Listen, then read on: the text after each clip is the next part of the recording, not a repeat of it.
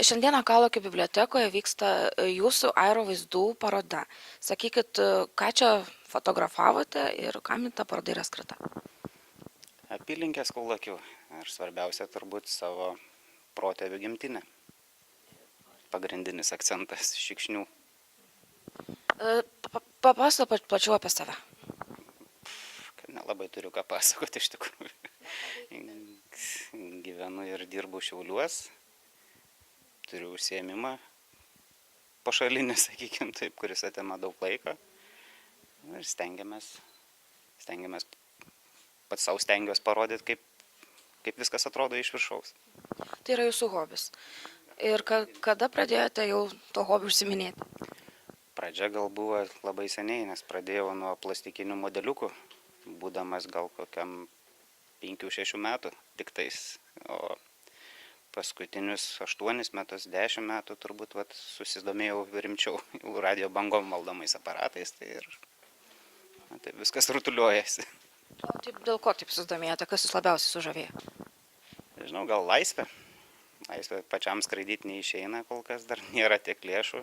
O galima pabandyti viską pažiūrėti iš aukščiau ir pigiau, sakykime taip. Sakykite, kokią techniką naudojate? Technika, sunku apibūdinti, naudojam prieinamą techniką, turbūt taip. Kas įperkama, sakykime taip, nes tas hobis jisai yra brangus, sakykime. Ir jį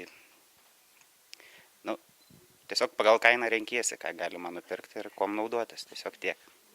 O jūs fotografuojate tik tai Lietuvoje dabar, ar dar kažkur? Kol kas tik Lietuvoje, sakykime taip. Galbūt radote, jūs sakė, kokią labai spūdingą vietovę, kur labai gražus įspūdžiai. Kas aplinkiniai, čia atvažiuojam pailsėti gimtinę, tai čia aplink visur. Nėra galimybių, neturim laiko tiek, kad užsiimtum plačiau kažkiek tais. Tai yra jūsų pirmoji paroda? Jo, be abejo. Ar galima tikėtis ir ateityje? Sakykime taip. Jūs kaip šios parodos organizatorė plačiau papasakote, kaip kilo idėja tokią parodą organizuoti Kalokio bibliotekoje? Idėja kilo pirmiausia dėl to, kad Darius pradėjo fotografuoti ir pasižiūrėjom tos vaizdus, jie tokie nepaprastai gražus. Sugalvom, kad reikia ne tik mums patiems žiūrėti, džiaugtis, bet rodyti ir kitiems žmonėms, ypač tiem, kurie gyvena čia apylinkėse, kad įvertintų tą jų grožį. O kitas labai svarbus reikalas dėl to, kad šiais metais, 14 metais, yra daugybė tokių rimtų šeimos progų. 125 metai, kai gimė mūsų senelis Teodoras Šikšnys, tai yra mano senelis. Tas žmogus, kuris nupirko Florenciją, kuris vedė mano babytę Vaidotaitę Dymantavičiūtę ir jie čia įsikūrė ir gyvena. Antra proga yra 65 metai, nelinksma proga, 65 metai, kai Šikšnių šeima buvo ištremta į Sibirą. 1949 metais visą šeimą išvežė iš Florencijos į Sibirą ir ta šeima iš tikrųjų negalėjo ilgai grįžti į savo vietą. Buvo tokios sąlygos, kad jie negalėjo ir jau dabar 20 metų, tai dar trečioji proga, 20 metų, kai mes pagaliau esame čia šeima, šeimos palikuonis ir gyvename vėl toj Florencijoje. Ir dar viena tokia proga, mūsų babytei 15 metų, kai išėjo į Anapilį. Šiaip tų progų mažesnių yra daugybė, bet manau, kad tos progos yra tokios reikšmingos.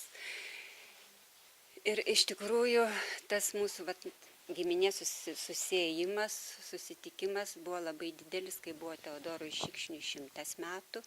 Tada buvo didžiulis giminės suvažiavimas, mes jį labai smarkiai šventėm. O dabar pagalvom, kad jau 125 metai, jau daug žmonių neliko. Liko jaunieji, norisi suburti mūsų tos jaunuomenę, jaunimą, anūkus, proanūkius, proproanūkius, kurie atvažiuotų, kurie žinotų, kad čia yra tokios šaknis, kad čia gyveno žmonės, kurie mylėjo tą kraštą, gerbė Lietuvą. Ir tiesiog dėl to. Už jūsų nugaros yra jūsų šeimos vėliava? Taip, už mano nugaros yra mūsų šeimos vėliava. Raidė simbolizuoja F Florencija ir Š Šikšniai, kadangi Šikšnių čia buvo Florencija. Tai tą vėliavą sukūrė mano amžinatilsį tėvelis Vytautas Šikšnys, pas jo mamytė Antanina Šikšnienė. Ir mes ją visada visom progom išsikeliam, keliam Lietuvos vėliavą ir keliam savo giminės vėliavą.